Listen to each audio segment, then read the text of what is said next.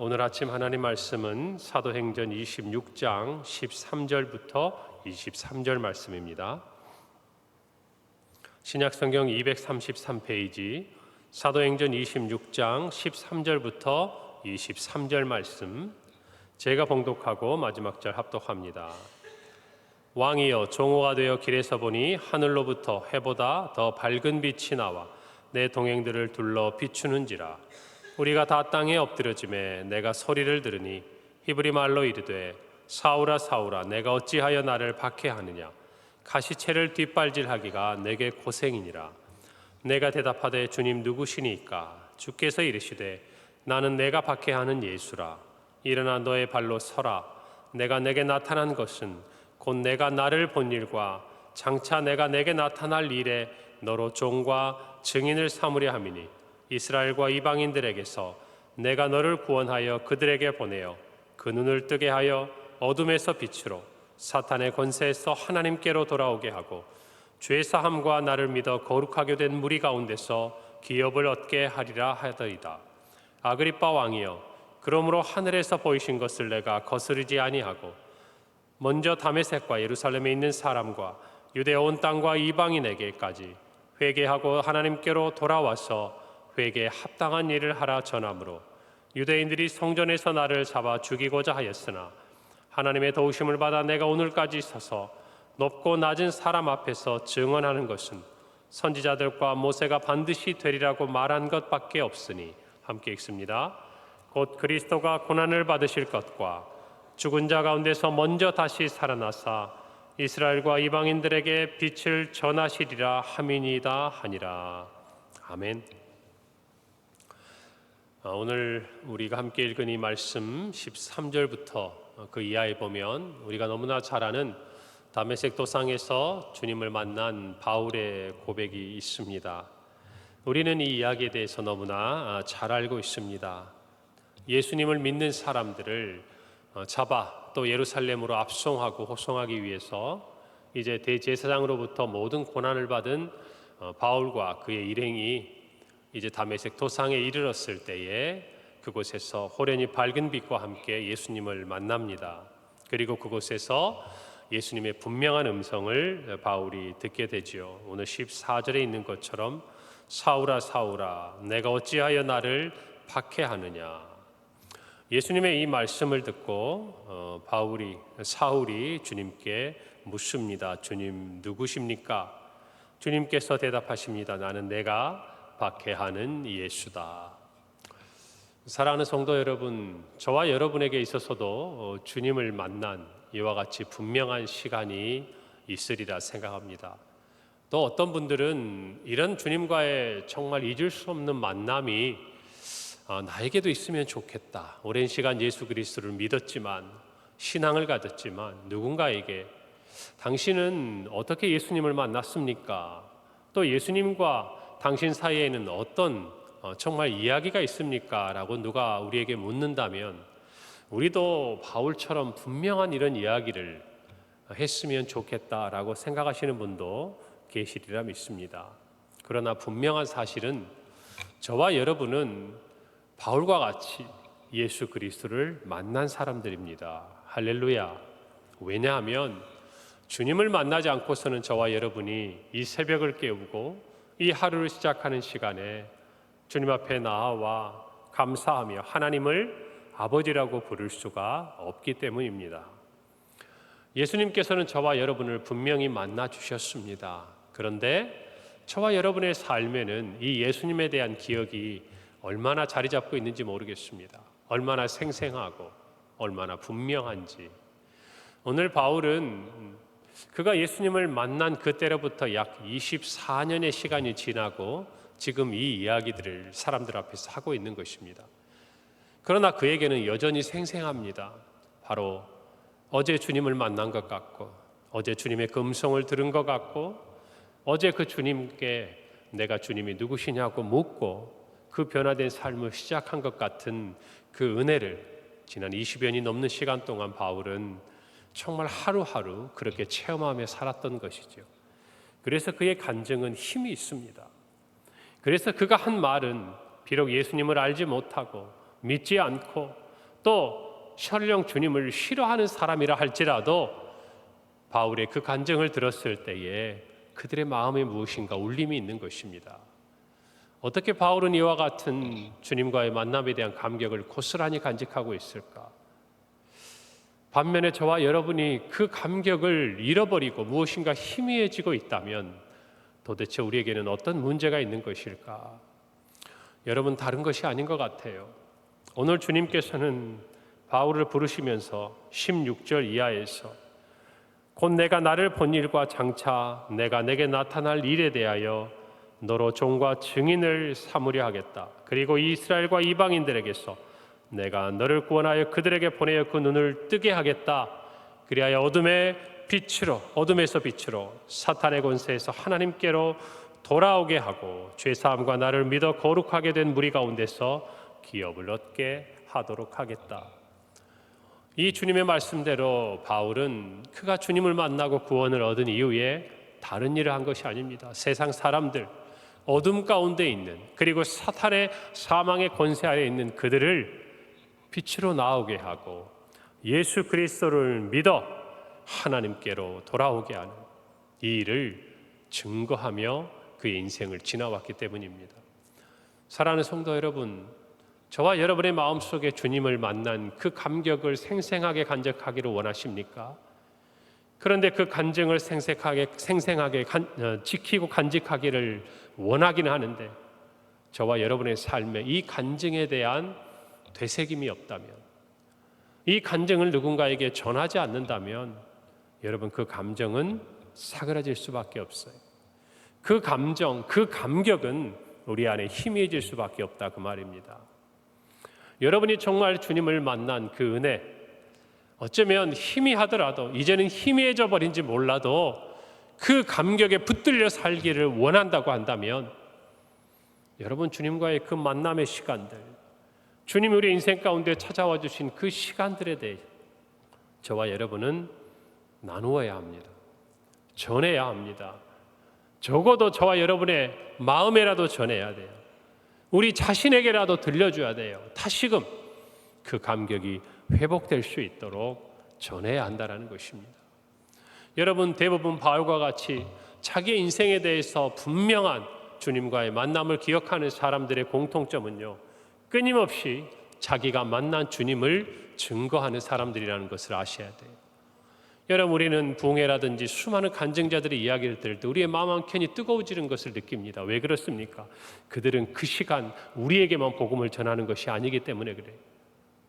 끊임없이 만나는 사람들에게, 많은 사람들에게 내가 만난 예수 그리스도에 대해서 침묵하지 아니하고 증거하고 있고 전하고 있고 말하고 있기 때문이라고 저는 확신합니다.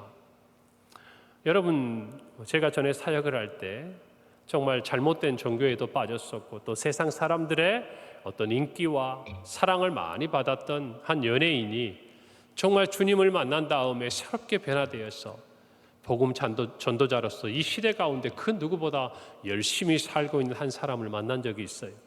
그분을 초청한 적이 있습니다.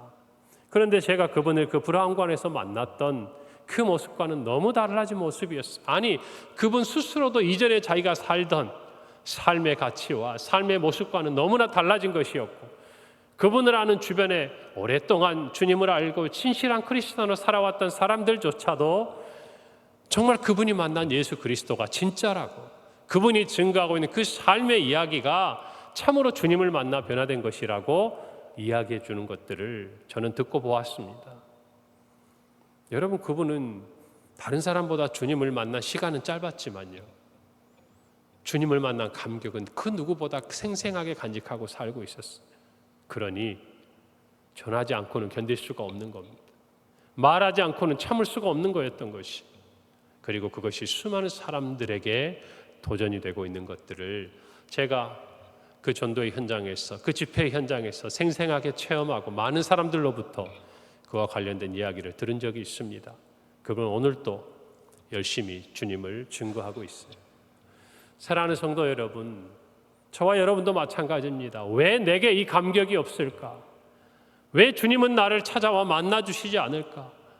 왜 나에게 이와 같은 생생한 기억으로 주님이 찾아와 주시지 않을까 질문하기 전에 우리가 주님을 만난 그 시간, 주님이 나를 찾아와 주신 그 은혜에 대해서 얼마나 소중하게 생각하고 얼마나 감격하고 있고 얼마나 그것들을 전하고 증거하고 있는지를 스스로에게 물어봐야 하는 것이에요. 주님 때문이 아니에요. 저와 여러분 때문이에요. 오늘 저와 여러분이 만약 그 은혜를 간직하고 전하고 있다면 우리는 그 감격 가운데 살아가고 있을 것입니다.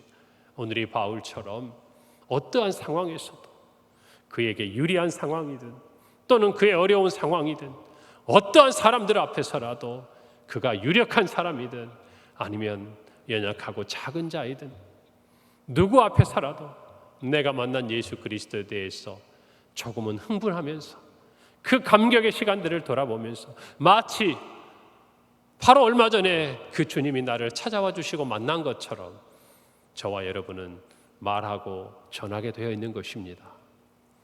오늘 이 아침에 우리는 바울의 이야기를 듣지 말고 저와 여러분의 이야기를 할 수 있기를 바랍니다. 바울의 간증을 듣고 우리 안에 있는 주님의 그 이야기를, 우리가 만난 주님의 그 이야기를 누군가에게 바울처럼 생생하게 전할 수 있는 저와 여러분이 되기를 간절히 바랍니다. 그럴 때 바울을 구원하시고 그를 통해서 수많은 영혼들을 품에 안으신 주님께서 저와 여러분을 구원하셨듯이 우리의 가족들을, 우리의 이웃들을, 우리의 형제들을 하나님 품으로 인도하여 내시리라고 확신합니다.